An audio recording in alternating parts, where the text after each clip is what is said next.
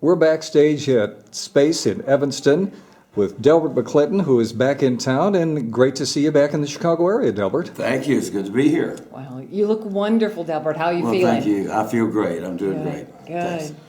You've been doing a lot of stuff. You got a new album out, right? I do. Prick of the litter.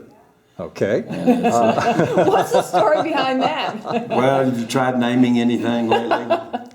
All the Okay. names are taken, so it's funny and it's clever. Yeah. And you don't forget it. Oh, good. I agree. All with good you. things. Can't wait to get our copy tonight. Well, I can't wait for you to have it. Now, speaking of the new album, are you doing vinyl too? Because a lot Yep. of people are getting, okay. Yeah. Yeah. So, Yeah, there's a big demand for vinyl. Well, you knew if we lived long enough, it would all come back again, right? Well, it's happened. Yes. now, Space in Evanston is one of our favorite places. You have played large, huge auditoriums, but when you come to a place like this, do you kind of really groove on it? Because it's a much more I intimate always thing. enjoy these small places, man, because you can get in touch with everybody, you know. I can't stand playing for mega millions. I mean, you know, and you don't get to do that unless you're a superstar anyway. But I don't like that. I like to be where everybody's right there together. Yeah. Yeah, where you can just kind of make it a party. Well, it's got to be a party. Well- If you don't make it one, then it just lays there. Well, now speaking of party, are you still doing the blues cruise? Absolutely. Oh my gosh! So people can. We just finished with the 23rd. Yeah, that's why you look so healthy, right? It's a heck of a way to make a living. I know somebody's got to do it. Though. That's right. Now, speaking of looking healthy, and I mentioned this to you when we walked in, that you look disgustingly healthy. Everybody knows you had some health problems a while back. You look like you're really doing Well, and see, feeling I good. didn't have a heart attack.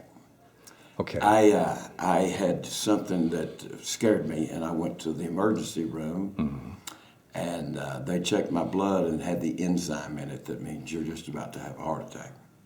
So I had 95% blockage in the aorta, Wow. and I feel like I'm 50 again. Yeah. I recommend it to everybody. Where do you head after this? I don't know. We're going home for a few days, and then I think we're going up Midwest next weekend. Iowa, Ohio, something somewhere. Wherever it's snowing, right? Probably. Make it interesting. Probably, yeah. I mentioned vinyl. Do you collect vinyl? Are you a collector of anything? You know, I've pretty much given up collecting anything more than junk. It's just stuff that I can't throw away, you know. What can't you throw away? Oh, I've got enough old plastic hotel keys to build a 3-room house out of. Now that's odd. I know, but it's, you know, it's just... Memories. I guess, you know, I all of a sudden found out I had a whole bunch of them, you know, when I started getting them in one pile. But that was a long time ago that I collected all those. That was in the 70s. But I don't know. I just old guitars and stuff. Oh. What's your oldest guitar? Oh, I got one that's 1898. Woo. Really? Yeah, Wow. but it's a cheap guitar. It's a Washburn, and they made millions of them. Made in Yeah. Chicago. Yeah. Right. And it's fixed back, but it had the neck broke on it, and yada yada yada. But it's the oldest one. Would you ever collect anything from any famous person? For example, I just saw something last week where one of John Lennon's guitars sold for hundreds of thousands of dollars. Is there any performer you could think of that if you had the chance, you'd take a piece of memorabilia from who? Oh God, man, I don't know. That stuff doesn't mean anything to me. It just doesn't, you know. I just don't care, especially now. What am I going to do with it? Yeah. What the hell am I going to do with it? You know? And I keep telling him that, though, Delbert. And I've got enough junk like that collected that I don't need any more. Yeah. No, I don't long for that. I don't long for old cars anymore. I've had all of that I want. Go ahead. No, I'm trying to keep life simple.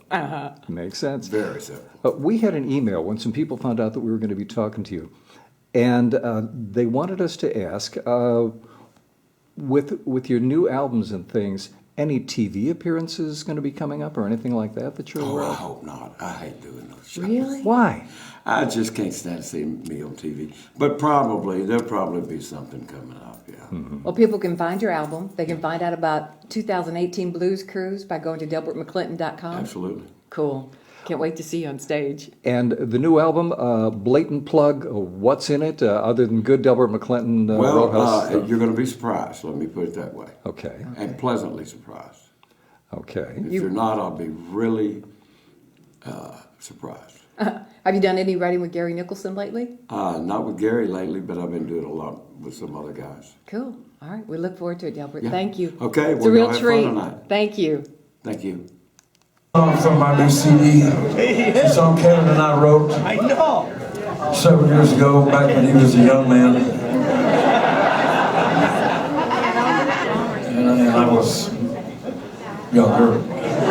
Anyway, it's, I'll tell you the whole story about it, but I've told it so many times that I sound really silly doing it. Oh, no, man, don't ask me to tell you. Please don't ask me to tell you. Well, it's just that he and I used to have a regular thing about going up in outer space together on occasion. And one night we came back with this song. That's all. That's it. That's the story. Okay, here you go.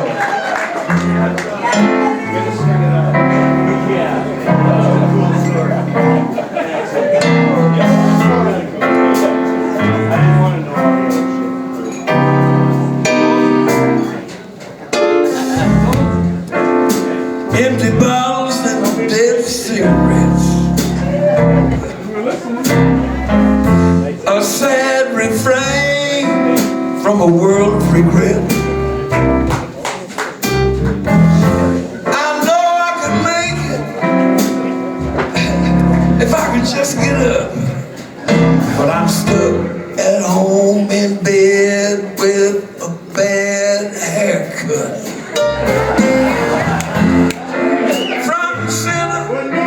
Cheap seats.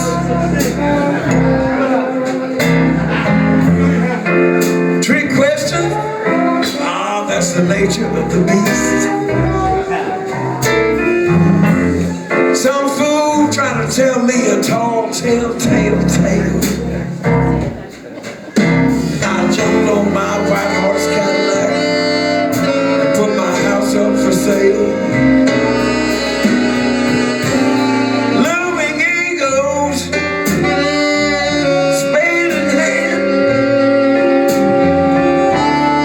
Trying to put roots down in vagrant sand.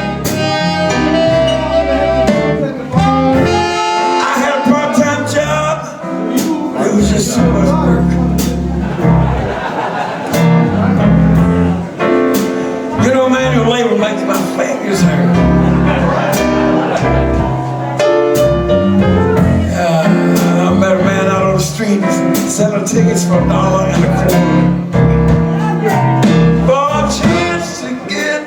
Dance with the devil's dog.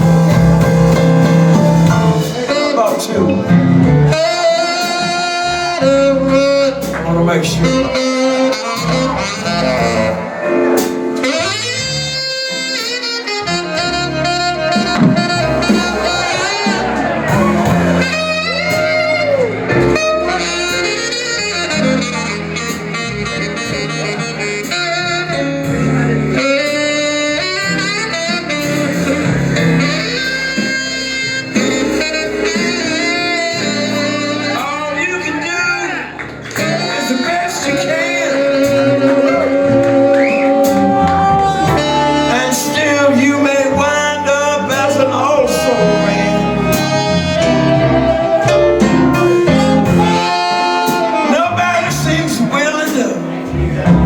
Some slack. Right?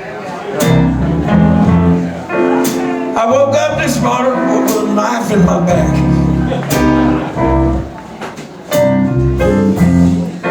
It's getting hard to know these days just who you can trust.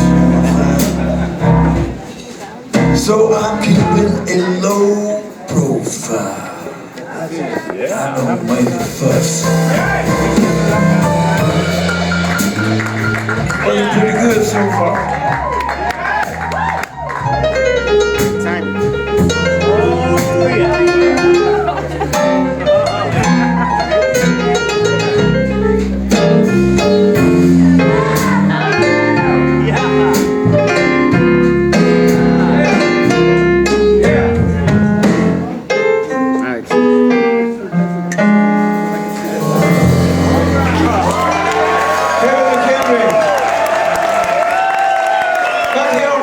Michael Choice.